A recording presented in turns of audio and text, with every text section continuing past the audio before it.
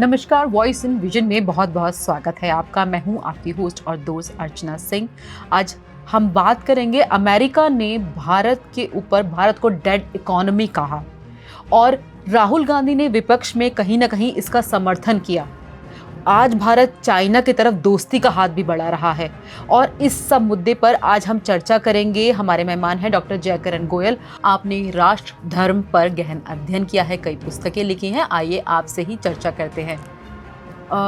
Sir, जिस तरह से अमेरिका ने भारत की इकोनॉमी को डेड इकोनॉमी कहा और हमारे विपक्ष ने भी कहीं ना कहीं इसका समर्थन करा और आज हम चाइना की तरफ दोस्ती का हाथ बढ़ा रहे हैं, तो सवाल ये आ रहा है कि अमेरिका के डर की वजह से हम चाइना की तरफ दोस्ती का हाथ बढ़ाएं। बिल्कुल नहीं। पहली बात तो ये कि दिन के 12 बजे और सूरज निकला हुआ है। अब कोई अगर 500 आदमी इकट्ठे हों और 499 आदमी ये कहें कि ये रात के 12 बजे हैं, लेकिन एक आदमी अगर ये कहे कि नहीं, झूठ बोल रहे हो, तुम गलत कह रहे हो, दिन के 12 बजे और वास्तव में दिन के 12 बजे हैं, तो वो एक आदमी सत्य बोल रहा है और सत्य को कभी झुठलाया नहीं जा सकता। सत्य स्वयं सिद्ध होता है। सत्य को सिद्ध करने की आवश्यकता नहीं होती। जिसको सिद्ध करना पड़े वो सत्य नहीं होता।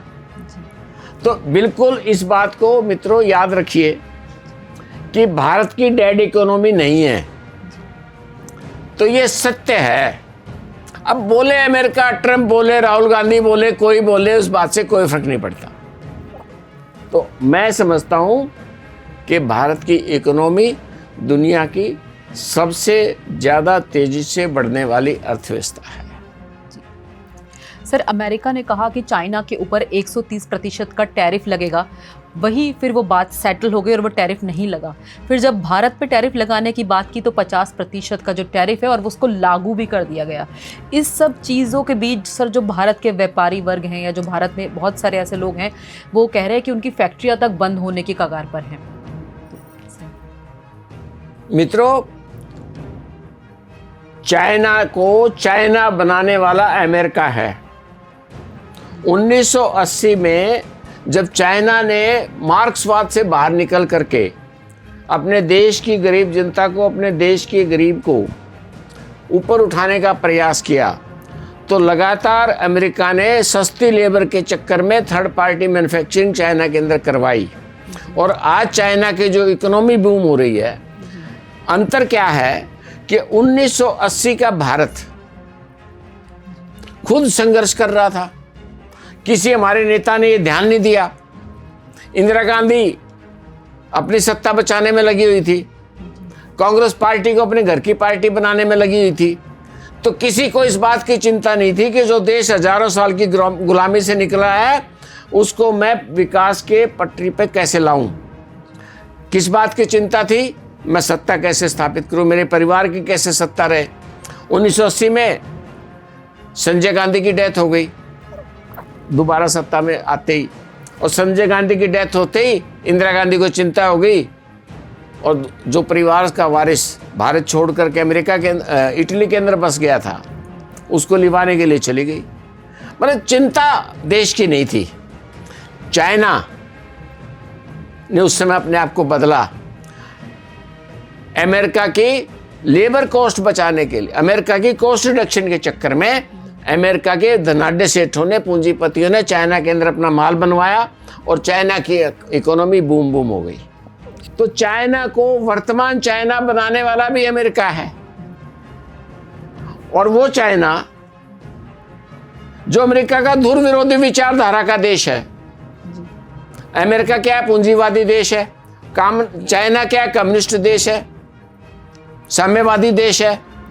अमेरिका लोकतांत्रिक देश है, चाइना डिक्टेटरशिप के अंदर जी रहा है। लेकिन चाइना को चाइना बनाया तो अमेरिका ने है। आज अमेरिका धसड़की देता है चाइना को कि मैं तुम्हारे ऊपर टैरिफ लगा दूंगा, लेकिन लगाता नहीं, वापस लेता अपना निर्णय डोनाल्ड ट्रंप। क्यों लेता है? अंदर से बोलना, मुंह से बोलना कुछ हो रहा है और दिमाग में क्या चल रहा है? नहीं, चाइना तो महाबली देश है, अगर मैं कोई गलत कदम उठा दूंगा तो कहीं रशिया के साथ खड़ा हो गया तो लेने के देने पड़ जाएंगे। वो जो उसका अंदर का डर था उसने रोका चाइना पे टैरिफ लगाने के लिए। सर यहाँ एक और सवाल आता है, जब हम बात करते हैं, एशिया का सबसे सशक्त देश है चाइना, और सर चाइना के पास जैसे अमेरिका के पास गूगल है तो और जीमेल है, ये सारी चीज़ें हम यूज़ कर रहे हैं बाहर की। चाइना के पास अपना खुद का जीमेल है, अपना खुद का सर्च इंजन है, तो कहीं ना कहीं इसलिए भी चाइना डरता नहीं है अमेरिका से। और एक ये सवाल आता है, विपक्ष कहता है कि भारत के अंदर कोई डर है अमेरिका को लेके। देखिए, चाइना बहुत बड़ा खिलाड़ी है और चालबाजी में उसने अमेरिका को पीछे छोड़ दिया। अमेरिका का फेसबुक, अमेरिका का गूगल, अमेरिका का यूट्यूब, अमेरिका का इंस्टाग्राम, अमेरिका का एक्स, चाइना के अंदर सब नहीं चलता। उसके बावजूद भी चाइना के सामने अमेरिका खड़ा रहता है कोस्ट रिडक्शन के लिए। केवल आर्थिक हित देखता है अमेरिका, और ये जो केवल पैसे की बात देखना है, ये अमेरिका की वर्तमान दशा, मैं अभी इसको दुर्दशा नहीं कहूँगा, लेकिन जो वर्तमान अमेरिका की धौंस जो आपको दिखाई देती है, डोनाल्ड ट्रंप की जो चिंता दिखाई देती है, अब वो धौंस भारत को कमज़ोर मान करके भारत पे झाड़ रहा है, और अंदर से चाइना से बहकाता है कि रशिया के साथ खड़ा हो गया तो यूक्रेन युद्ध कितना बड़ा हो जाएगा, और तीसरे विश्व युद्ध के बाद उसकी क्या हालत होगी अमेरिका की, ये उसका अंदर खाने का डर है।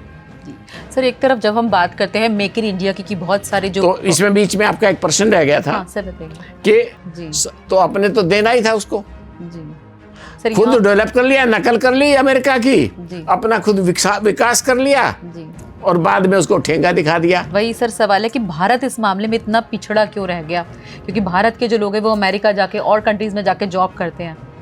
जो काम चाइना के अंदर 1980 में हुआ, भारत के अंदर हमने इकोनॉमी के दरवाजे तो खोल दिए। कोका कोला पेप्सी वापस आ गई, मैकडी के फूड कोर्ट भी खुल गए, कॉफी भी आ गई, भारत की सेहत खराब करने के लिए बीज और बर्गर भी आ गए, और गे और लेस्बियन जैसी बातें भी आ गई, पॉलिटिकल इंटरफेरेंस भी आ गई। लेकिन 1991 में ये सब कुछ तो कर दिया हमने, इन्वेस्टमेंट भी लेने की बात कर ली, वर्ल्ड फोरम पे भी चले गए, सब कुछ हो गया, लेकिन हमारी सरकारें कहाँ रही हैं 1991 से लेकर के 1998 तक, तो 9 साल सरकार क्या थी और क्या नहीं थी। राजीव गांधी के बाद इंदिरा गांधी अपनी सत्ता में बची रही, इंदिरा गांधी की हत्या हो गई, बेटे राजीव गांधी कुर्सी में बैठ गए। राजीव गांधी के ऊपर जैसे ही बोफोर्स का भ्रष्टाचार का आरोप लगा, वीपी सिंह की सरकार बन गई, भारत की राजनीति हिल गई। चंद्रशेखर को, काम चलाओ प्रधानमंत्री को, सोना गिरवी रखने के लिए इंग्लैंड जाना पड़ा। मजबूरी में इकोनॉमी के दरवाजे खुले तो कांग्रेस को नरसिम्हा राव की सरकार चलती अच्छी नहीं लगी। रिजल्ट क्या हुआ, देश के अंदर राजनीतिक अस्थिरता आ गई। वो अस्थिरता 6 साल के अंदर अटल बिहारी वाजपेयी की सरकार में किसी हद तक ठीक हुई, लेकिन पूर्ण बहुमत की सत्ता नहीं थी, एनडीए की सत्ता थी। कहीं ना कहीं अटल बिहारी वाजपेयी का समझौता करना पड़ा, और वो समझौता करके फिर जुगाड़बाजी करके 2004 में फिर सत्ता बदल गई। 10 साल फिर राजनीति पटरी से उतर गई, फिर वही पारिवारिक सत्ता। भारत का बच्चा जानता है कि रिमोट कंट्रोल सोनिया गांधी के हाथ में था जब सरदार मनमोहन सिंह प्रधानमंत्री थे। इस बात को कोई बच्चा भी नहीं झुठला सकता। 10 जनपद की यस के बिना पीएमओ के आदेश सरदार मनमोहन सिंह के पीएमओ से नहीं, 10 जनपद से निकलते थे। तो भारत के अंदर जो पॉलिटिकल अस्थिरता रही, उस पॉलिटिकल अस्थिरता के कारण बहुत बड़ा गैप आ गया। 1980 और 2014 34 साल पीछे है भारत चाइना से, और बहुत पीछे है। और अमेरिका उसका फायदा उठाना चाहता है, कान मरोड़ना चाहता है। जी सर, और सर जब ये बात आती है कि भारत चाइना से बहुत ज़्यादा पीछे है, हम बात करते हैं मेक इन इंडिया की, यूँ तो बहुत सारे प्रोडक्ट्स बनते हैं भारत के अंदर, फिर चाइनीज़ प्रोडक्ट इतने ज़्यादा इस्तेमाल किए जाते हैं। अगर आप इलेक्ट्रिकल व्हीकल्स की बात करें तो लिथियम भी चाइना से आता है, दवाइयों की बहुत सारी चीज़ें चाइना से आती हैं, तो हम उसको भारत में क्यों नहीं बनाने का प्रयास करते? बल्क मटेरियल चाइना से आता है, दवाइयों का जी सर। Raw material. हाँ जी, रॉ मटेरियल चाइना। हाँ, मेन क्योंकि वहाँ लागत कम है। जी अब मान लो सिप्रोफ्लोक्सासिन जी या कोई भी बल्क मटेरियल जी मैं अगर भारत में बनाऊंगा जी, तो मेरी कॉस्टिंग जिस चीज की 2000 रुपये में आ रही है वो चाइना की कॉस्टिंग 700 रुपये में आ रही है, बिल्कुल 1000 रुपये में आ रही है, लेस देन 50% आ रही तो आप है। इस बात से ज़्यादा अच्छी तरीके से तो वही बात है कि इंडस्ट्री को तो जो सस्ता मिलेगा जी वो समझ में आएगा। जी तो चाइना के अंदर अभी भी कॉस्ट रिडक्शन बहुत कम है, उनकी ऑटोमाइजेशन हमारे से ज़्यादा है। जी इसके कारण हमारी कॉस्ट आज भी जी कहीं 1.5 है, कहीं 25% ज़्यादा, कहीं 50% ज़्यादा, कहीं 100% ज़्यादा है। जी तो वो जो चाइना का जो 34 साल आगे निकल गया भारत से, जी वो डिफरेंस है। उस डिफरेंस को मीट आउट करना, वो कम से कम किसी स्थिर सरकार को, जिस प्रकार से इसमें वर्तमान गवर्नमेंट चल रही है, जिसको स्टेबलाइज करने के लिए नेहरू के नाते लगे हुए हैं, ये गवर्नमेंट की स्थिरता, कंटिन्यूटी, जी ये बहुत आवश्यक है। जी और कम से कम 20 साल और ऐसी सरकार चाहिए, तब जाकर के हम चाइना को बीट कर पाएंगे। इतना आसान नहीं है। क्या सर ये भी एक रीज़न कहा जाता है कि भारत कई वर्ष तक गुलाम रहा? 1945 में या उस समय की जब हम बात करें तो कहते हैं कि भारत के पास गेहूं तक नहीं था, तो अमेरिका ऐसा जो बेकार बिल्कुल गेहूं था वो भारत को देती थी, और आज भारत 2025 में सशक्त बन गया है। 1965 में अर्चना जी उस गेहूं की रोटी मैंने खाई है, जी क्योंकि जब तक भारत के अंदर कृषि उत्पादन बहुत कम होते थे, जी ट्रैक्टर आया नहीं था तरीके से, जी छोटी जोतान थी, जी भारत के किसान की फसल सड़ जाती थी। जी पहले तो होती कम थी उपज, जो होती थी वो घर तक पहुंचेगी कि नहीं पहुंचेगी, किस टाइम वर्षा ज़्यादा हो जाएगी, सब तहस नहस हो जाता था उस समय पर। तो अमेरिका के गेहूं की रोटी मैंने खा के देखी है, खुद मैंने खाई है 1965 की लड़ाई में। जी जी और उस समय पर जब लाल बहादुर शास्त्री ने जय जवान जय किसान का नारा दिया और धीरे धीरे भारत की कृषि उन्नत हुई, तब अमेरिका से अनाज आना बंद हुआ। अभी यहाँ परेशानी क्या है, जो आपका प्रश्न है, जी अमेरिका के पास भारत से 3 गुना धरती है जी और करने के लिए उन्नत तकनीकें हैं। जी तो वहाँ की जो कृषि की लागत है वो भारत के मुकाबले में 50% के आसपास है। हमारे किसान की छोटी छोटी जोत हैं, छोटे छोटे खेत हैं। पहले तो बड़े किसान होते थे, लेकिन अब तो आबादी बढ़ गई। आबादी बढ़ने के बाद 1 बिघा किसान, 2 बिघा किसान, 10 बिघा किसान, 1 किल्ला किसान, 5 किल्ले का किसान, ऐसे छोटे छोटे जो होता है। तो उसके अंदर मेहनत बहुत होती है, परिश्रम बहुत होता है। तो हमारी कृषि की लागत डबल है। अमेरिका चाहता है कि भारत अपने बाजार खोल दे हमारे एग्रीकल्चर प्रोडक्ट्स के लिए और डेयरी प्रोडक्ट्स के लिए। बिल्कुल और अगर हमने ऐसा कर दिया जी तो जो 80% जनता इस देश की, जी वो कहाँ जाएगी? अब वो कंप्यूटर तो चला नहीं सकती बैठ में। जो हमारे IIM के, IIT के स्टूडेंट हैं, वो तो जाके अमेरिका में नौकरी कर लेंगे, और वो भी कितनी नौकरी मिलेगी उनको? आज के दिन नौकरियों की हालत क्या है?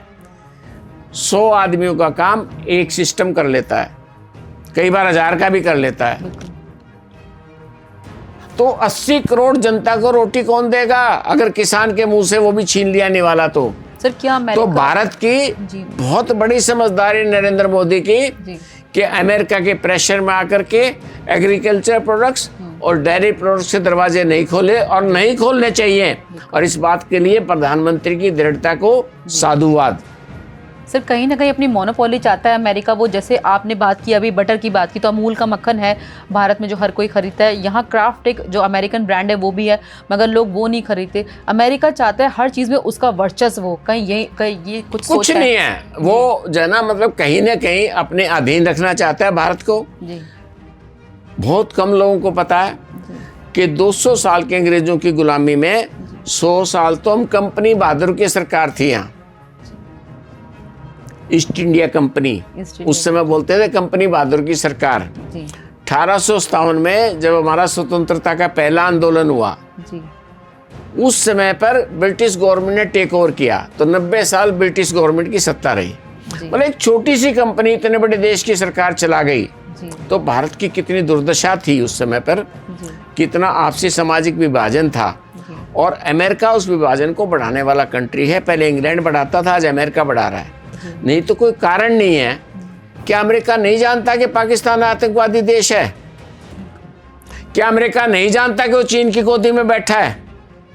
क्या अमेरिका नहीं जानता कि भारत डेमोक्रेटिक कंट्री है? और फिर भी वो पाकिस्तान के साथ बैठा है। फिर भी वो ऑपरेशन सिंदूर के अंदर जो है ना कहता है कि मैंने युद्ध रुकवाया, मुझे क्रेडिट दो, मैं कश्मीर की मध्यस्थता करूंगा।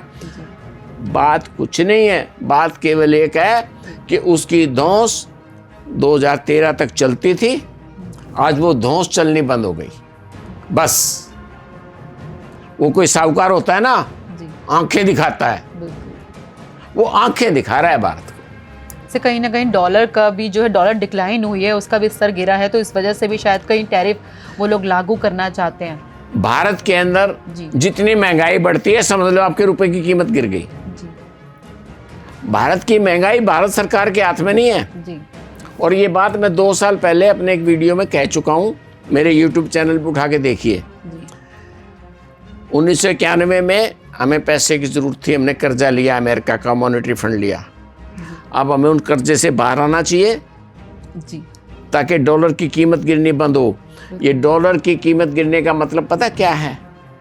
जी जो आदमी $1 लेके आया इन्वेस्टमेंट की उसने भारत में, जी और उस समय मान लो जब नरेंद्र मोदी प्रधानमंत्री बने, जी डॉलर था 64 रुपए का, तो इट में जो भारत के रुपए के अनुसार से 64 रुपए की इन्वेस्टमेंट की उसने, जी दूर दूर जाने की आवश्यकता नहीं है। आज वो डॉलर 88 रुपए का है। आज वो अगर अपनी इन्वेस्टमेंट को वापस लेके जाएगा तो कितने लेके गया? वो 64 रुपए लेके आया था, भारत के हिसाब से 88 रुपए लेके जाएगा। मतलब उसका रुपया, जी बढ़ गया उसका रुपया इतना, तो उसकी डॉलर की कॉस्ट कम होने में बढ़ गया। बिल्कुल। भारत के अंदर से तो 1.5 पैसे निकल गए ना। जी जी बिल्कुल। 64 रुपए आए, 88 रुपए वापस गए। जी इस अर्थशास्त्र को समझने की जरूरत है। जी बहुत बड़ा विषय सर्कल है ये। जी और अमेरिका भारत के विचार को शोषण करना चाहता है, यहाँ भुखमरी देखना चाहता है, बिल्कुल। इनको उठते नहीं देखना चाहता। जी ये वो चाहता नहीं कि मुझे कोई आंख दिखाने वाला बने। वो मेरी गुलामी में जिए, वैसे गुलामी में जिए जैसे ब्रिटिश सरकार की गुलामी में था भारत। पहले शासन करके गुलाम समझते थे भारत को, आज भारत के वो अपना, आपको एक जानकारी दे दूं बीच में, जी इस टॉपिक से रिलेशन विषय नहीं है। अमेरिका है कौन? ब्रिटिश सरकार से ब्रिटिश नागरिक जैसे भारत में आए थे 1608 में, वैसे ही 1608 में अमेरिका गए थे, उसके 1-2 दिन आगे पीछे। जी जी तो वही ब्रिटिश डीएनए है अमेरिका का जो इंग्लैंड का है। जी तो ब्रिटिश डीएनए ने भारत को गुलाम बना के रखा।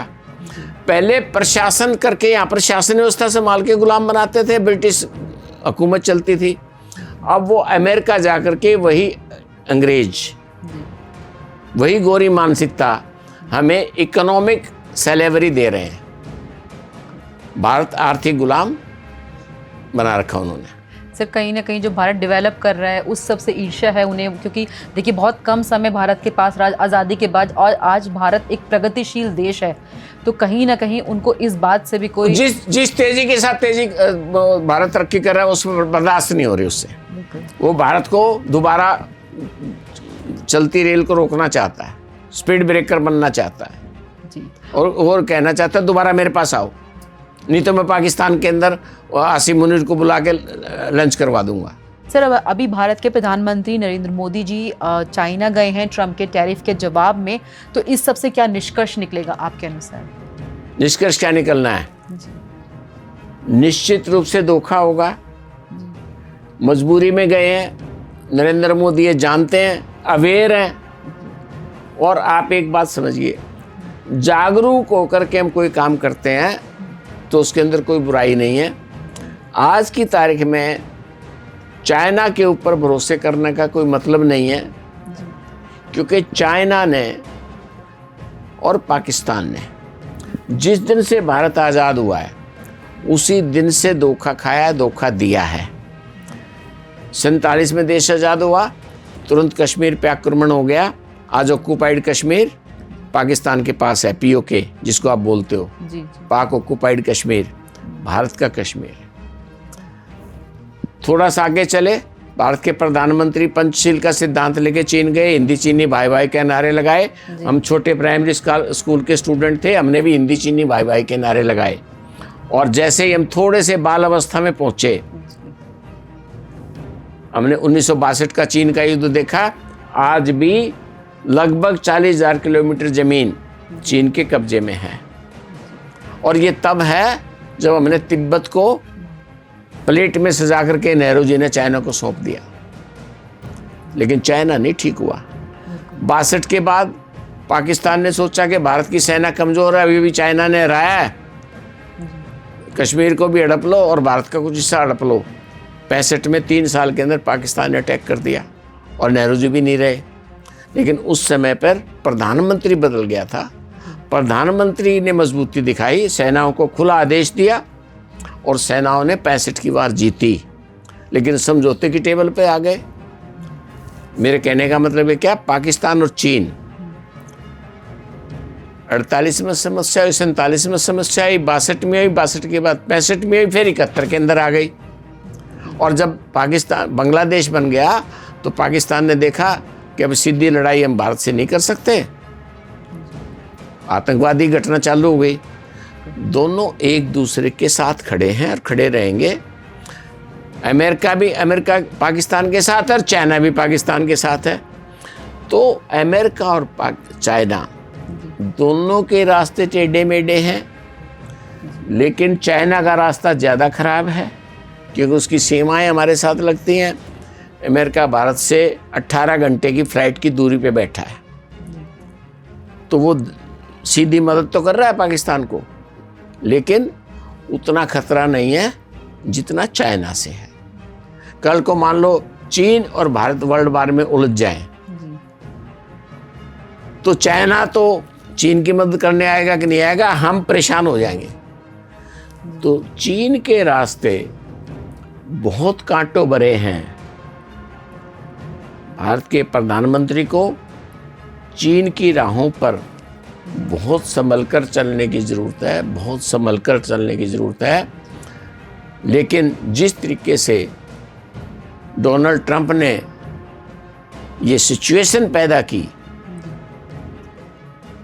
डोनाल्ड ट्रंप ये नहीं जानते कि अगर रशिया यूक्रेन के साथ चाइना खड़ा हो गया और भारत भी आपने विरोधी बना लिया, तो क्या यूरोप और नाटो के देश और अमेरिका मिलकर के रशिया पे काबू पा लेंगे? असंभव। ये डोनाल्ड ट्रंप को और पूरे अमेरिका को ध्यान में रखना पड़ेगा। सर, पाकिस्तान की जो तो भारत के रास्ते तो बिल्कुल कांटों भरे हैं जी, लेकिन अमेरिका भी रास्ते फूलों से सजे हुए नहीं है अर्चना जी। सर, जो पाकिस्तान के पास जो वेपन है, कहा जाता है वो 80% जो है वो चाइना के हैं। चाइना का एक टेस्टिंग ग्राउंड बोला जाता है पाकिस्तान को कि वो जो वेपन उसको देता है वो टेस्ट भी हो जाते हैं और कहीं ना कहीं भारत पे हमला भी पाकिस्तान उसी के माध्यम से करता है। फिलहाल पाकिस्तान से हम निपट लेंगे जी, लेकिन चाइना की जो चालबाजी है जी, उसकी बात हो रही है। और हम अगर मजबूरी में उसके पास गए हैं जी, तो हमें अपने हितों को देख करके बहुत सोच समझ करके, पुरानी फिल्म का एक गाना था, जी, ये रास्ते हैं प्यार के, चलना जरा संभल के। मैं कहना चाहूँगा ये रास्ते हैं चीन के, मोदी जरा चलना संभल के। जी। सर, एक अंतिम जो प्रश्न है वो मैं पूछना चाहती हूँ। आप उस समय के समकालीन में जब आपने कहा था, हमने नारे लगाए थे कि हिंदी चीनी भाई भाई, तो क्या ये आज की जो दौर है 2025 में, क्या ये संभव है हिंदी चीनी भाई भाई, या इसमें भी कुछ ना कुछ षड्यंत्र है चाइना का या कोई चाल है उसकी? देखिए, आदमी का जब पेट भूखा होता है ना और मस्तिष्क अशांत होता है, तो उसको सिवाय रोटी के कुछ सूझता नहीं है। सूझेगा क्या कुछ? बिल्कुल। जब तक पेट की आग नहीं मिटेगी, पेट की भूख नहीं मिटेगी, मस्तिष्क चलेगा ही नहीं। एक लॉ ऑफ नेचर है। वर्तमान में ट्रंप ने ये सिचुएशन पैदा की है, अमेरिका के व्यवहार ने सिचुएशन पैदा की है। जी। तो आज की भूख भारत की केवल अमेरिका से काउंटर करना है। बिल्कुल। जब ये मिट जाएगी तब इस प्रश्न पे विचार करेंगे। तो बहुत सुंदर ये बातचीत रही, और आपके अगर कोई सवाल हैं तो वो कमेंट सेक्शन में आप टाइप कर सकते हैं, और आपके सभी प्रश्नों का उत्तर हम ज़रूर देने का प्रयास करेंगे। धन्यवाद सर। नमस्कार।